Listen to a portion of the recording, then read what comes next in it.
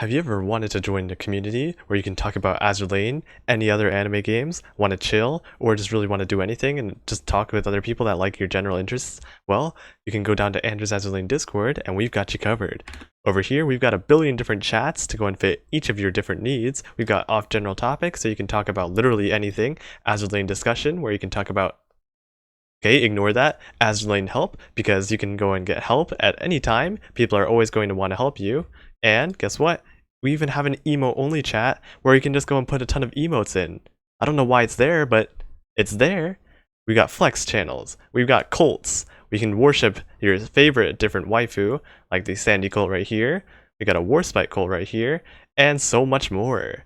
If you're interested, come join with the link in either the description or the pinned comment below, and I'll see you guys there. Hi guys, I'm Ander, or FBI Open Up on the Lexington server, and with the Scherzo of Iron and Blood rerun currently going on, I thought this would be a perfect time to do Bismarck's gear guide. So, now, since she also won my recent poll, I will be doing her gear guide first, and then I will also be doing Hao's guide shortly after. So without further ado, let's get into Bismarck's gear guide. Moving into some Bismarck gear basics, she is, if you didn't know, the core component of any Ironblood fleet, which is because she provides similar faction-wide buffs just like the other popular buffers, like Nagato for the Sakura Empire, and Queen Elizabeth for the Royal Navy. Not only that, but Bismarck also has extremely good skills, making her plenty capable of being in a fleet just by herself. Her first skill, Wahrheit, hopefully I said that right since I learned that the W in German has a V sound, hopefully I'll keep on improving. Anyways, her first skill makes it so that every first salvo of each main gun volley is guaranteed to critical hit. Additionally, she also gets a very strong boost to her DPS, as she gets a massive range increase when she has a light cruiser gun equipped in her auxiliary gun slot, and although her damage done by her aux gun is decreased by 35% when she has a light cruiser gun, you would still want that light cruiser gun, because that massive range increase significantly outweighs that drawback. This is because it means that Bismarck is actually able to help out the Vanguard with clearing out enemies by shooting her aux gun, which deals a ton of extra damage with her very massive 180% weapon efficiency, which is not that high for a battleship, but it is still pretty high nonetheless. Her second skill, Unwavering Strength, grants extra bonuses when sortied as flagship. Bismarck increases the damage dealt from Ironblood carriers by 20%, just like Nagato's skill. Although, for this skill, there are only 2 Ironblood carriers, sadly, being Zeppi and her sister Graf Zeppelin, so this skill won't be utilized as much. But she also gets a 70% chance to proc a special barrage every time her main gun fires, so that means that she has a pretty strong kit so far. She can deal massive amounts of damage through her aux gun range increase, and she also gets a special barrage. But we're not done yet though, because Bismarck's third skill buffs the rest of the Ironblood faction, buffing all Ironblood ships, increasing their critical chance of their main guns, torpedoes, and aircrafts by 20%, and reload by 12%. Additionally, she buffs Tirpitz's damage output by a massive 40%, which is 10% more than Tirpitz's own ability that gives only 30% increased damage if she is sortied as a sole battleship. This means that you can use Tirpitz and Bismarck in the same fleet, and they will work very well together. Altogether, Bismarck's well-rounded stats and her insanely good skills make her a superb ship, and she will be vitally important for anyone who is thinking about grinding for FDG or Odin. Try your best to get her, since she will definitely help you out in your Azur Lane career in one way or another. Getting into Bismarck's general gear guide, we first look at the main gun.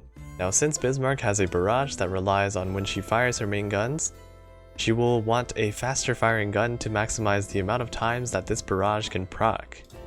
The best in this scenario would be the prototype twin 406mm, which is the best choice due to its high damage and fast reload. In second place is going to be the weaker version, which is called the 410mm mounted gun.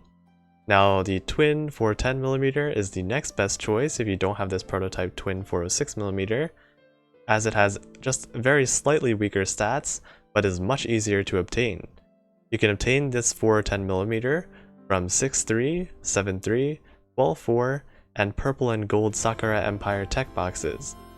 Now, if you don't want to use these, then you could use this one, the twin 381mm, but do know that you are missing out on a lot of main gun damage. But if you do want a faster fire rate, then this is a gun for you. Now, some may argue that Bismarck's barrage is not good enough to use a faster firing gun, so if you prefer to have more main gun damage and less barrage damage, you can always use the purple 406mm, which trades a slower reload time for more damage. So you can obtain this 406mm from 6.2, 6.3, and purple and gold Eagle Union tech boxes. Now moving into Bismarck's most interesting piece of equipment, we're going to now talk about her auxiliary gun. Now due to Bismarck's special skill that increases her aux gun's range drastically, her recommendations will be a bit different than normal. Now since Bismarck is so far back in the battle, it takes a while for those projectiles to reach the enemy. Now due to this, if you want to go and use her skill effectively, you would want a faster firing projectile, which is going to be these AP shells. These AP shells have a faster shell velocity than HE ammo, and it is generally preferred as it travels faster, allowing you to have more accuracy, especially against moving targets. So for instance, if you would compare, the shell velocity of an HE ammo is only 15, while the shell velocity for AP ammo is 22. Now, on the other hand, high explosive ammo can deal more damage against most enemies in this game, but it travels slower and is a fair bit less accurate, making it less consistent. In addition, these high explosive guns have many small projectiles that shoot out of it in an arc, meaning that the spread angle is really high, and sometimes it will not land at the enemy due to this larger spread. So if you wanted to go and take that into consideration, the 152mm, which is the AP gun, has only a spread angle of 18, making it more accurate, while this 155 has a spread angle of 27, making it less accurate. Now I prefer more accuracy and consistency over damage, so my recommendations would be this AP prototype 152mm, as it shoots AP ammo, has a fast reload, high damage, and great accuracy. The one drawback to this gun is that it's very limited, as you can only get it through research, but if you have one lying around, this is the best for Bismarck. The much more player-friendly auxiliary of choice is going to be, for most people, the purple twin 150mm right here. Now it has very similar performance as this gun right here, but it has a slightly slower fire rate. Now some people actually argue that this is actually the best gun for Bismarck, as when you go to the gear properties here and compare them, you will notice that the spread angle is actually 0.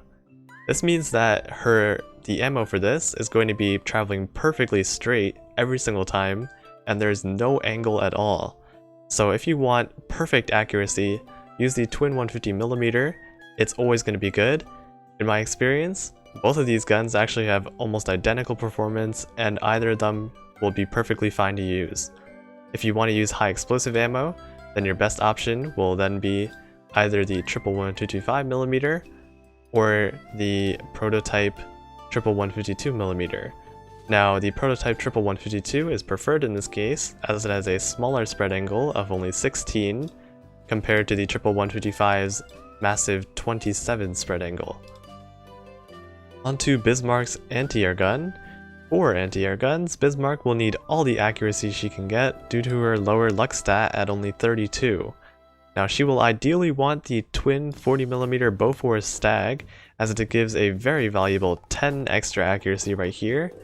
The next best would then be the twin Bofors Haselmeyer, which gives 5 extra accuracy, and if you don't have them, you can always go with the Golden Roomba, or really any other golden AA gun will be fine. If you're wondering, you can get this Golden Roomba from 7.2, 11.4, and gold Royal Navy tech boxes. If you have none of these gold guns, then the best purples are going to be all the way down here, either the 127mm mounted gun or the purple Roomba are going to be the best choices for you. You can find the purple Roomba from 7.2 and 11.4, and the 127mm mounted gun from 4.4, 12.4, and purple and gold Sakura Empire tech boxes. Finally, for Bismarck's Aux Gears, you may have noticed that she has a signature item called the Certificate of Sponsorship that you could have gotten from the one mini event called One Small Promise. In this event, you had to play as U556 and collect a couple of those medals, and eventually you would be rewarded with the Certificate of Sponsorship, which provides Bismarck with a decrease in the effect of the out of ammo damage debuff on the main fleet. Now, if you are going to utilize this gimmick for maybe 3-starring something, this is a really good thing to go and put on her. Other than that though, you would probably want to go and change out the Certificate of Sponsorship with something that deals more damage, such as a Black Shell, as that will go and provide Bismarck with a lot more damage, and is overall just a better pick than the Certificate of Sponsorship. So the best usually would just be the 2 Chordata shells, being the white and black shell. You can both buy these in the Chordata shop for 800 core each. The white shell giving 55 firepower, 15 accuracy, and an increase to main gun crit damage by 25%.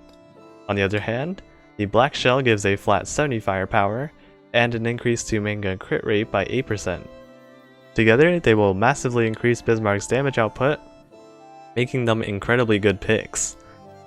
If you have it, the high standard fire control radar is also a very good pick, giving Bismarck some much needed accuracy, as well as 30 nice firepower, as well as decreasing the loading time of the first main gun volley by 15%.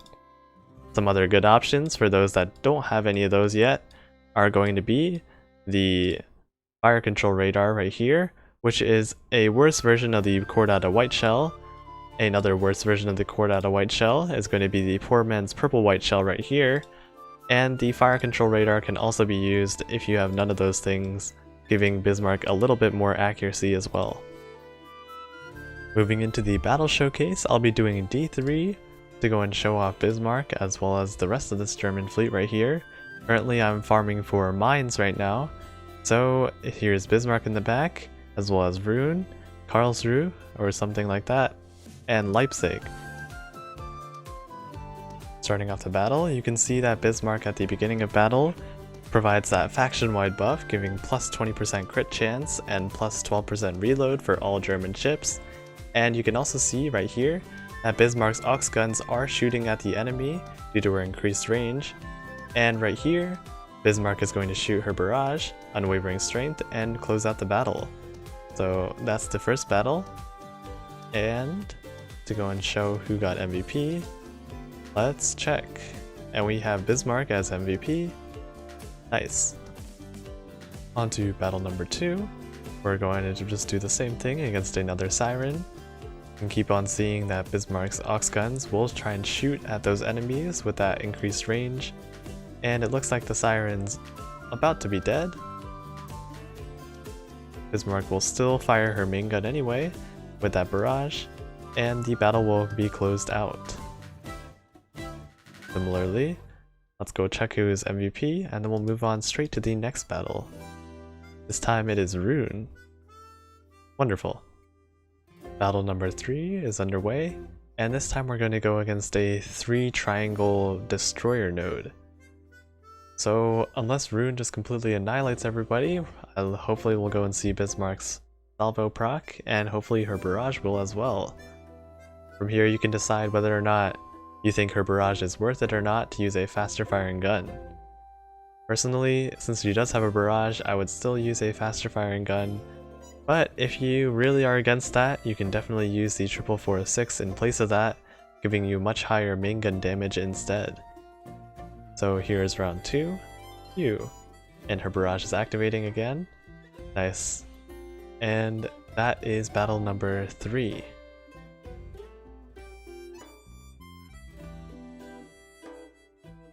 Sweet.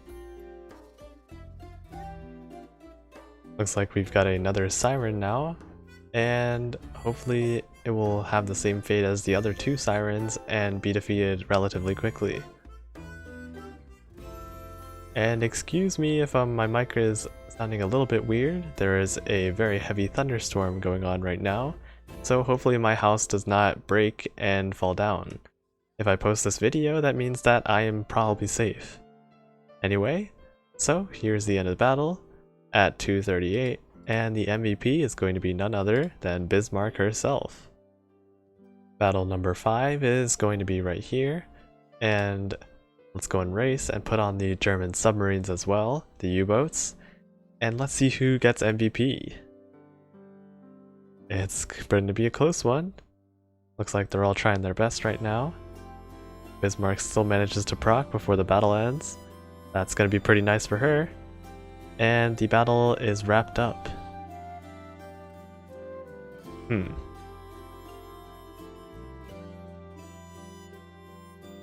Alright, and it looks like the submarines did in fact take the MVP with U-47 right here at 32,000 damage. Just to go and show Bismarck in all of her glory, I'm at 0 ammo right now, and I do have that certificate of sponsorship in.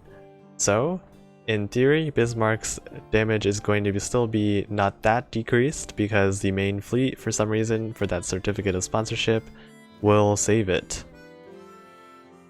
The Vanguard will not deal as much damage, but that certificate of sponsorship will allow Bismarck to still do a good amount of damage still. So hopefully we will still be able to finish this relatively quickly, as Bismarck's certificate of sponsorship should still give some nice damage for her. So let's see it right here. And looks like it's doing a little bit of damage. So that's nice. Doesn't really seem like it's saving that much time, so I guess this is just going to prove again that you should probably just run a black and white shell instead of that certificate of sponsorship, since it does not seem to be doing as much as expected.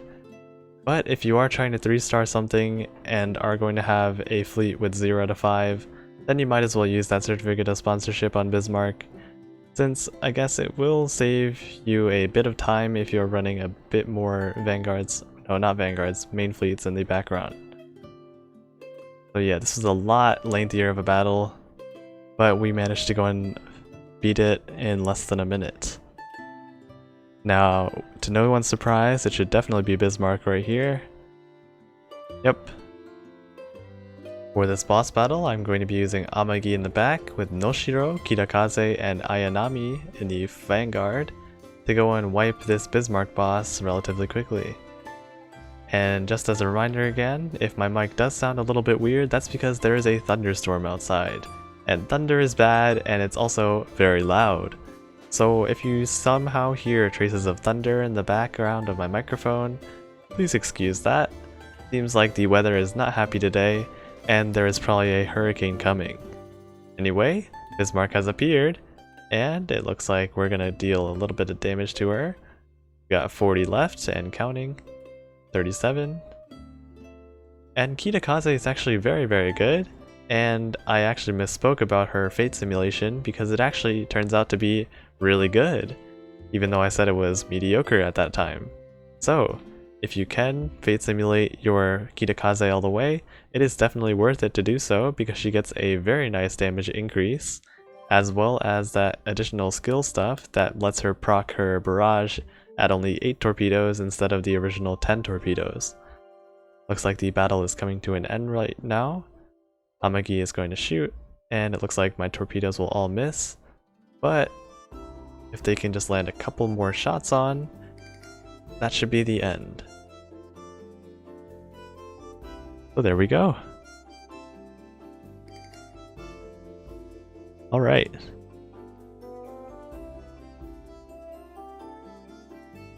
With that battle showcase finished, that will conclude my gear guide for Bismarck. As always, if you found this information helpful, consider dropping a like and subscribing. Don't forget to press that notification bell for my future uploads as well. Feel free to leave a comment if you have any questions that need to be answered, and I'll try my best to reply. If you're interested, you can always join my Discord server if you need advice or just want a place to relax. That'll be all for this video. I hope you have a great rest of your day, and I'll see you in the next one. Bye! This video was sponsored by BlueStacks, and if you don't know what BlueStacks is, it is a completely free emulator that you can use to run Azur Lane and other mobile games on your computer instead. If you have ever run into lackluster issues with your phone regarding its performance or overheating or anything, well, you don't have to worry about that with BlueStacks because you're running it on your computer instead, which could potentially get you much better performance as well. I personally use it to go and run Azur Lane and to record my YouTube videos for it, so I can definitely vouch for it. If you are interested in this, there is an affiliate link in the description and the pinned comment below, and it will actually give me some support too, so I can continue to keep making these videos for you guys. Peace out!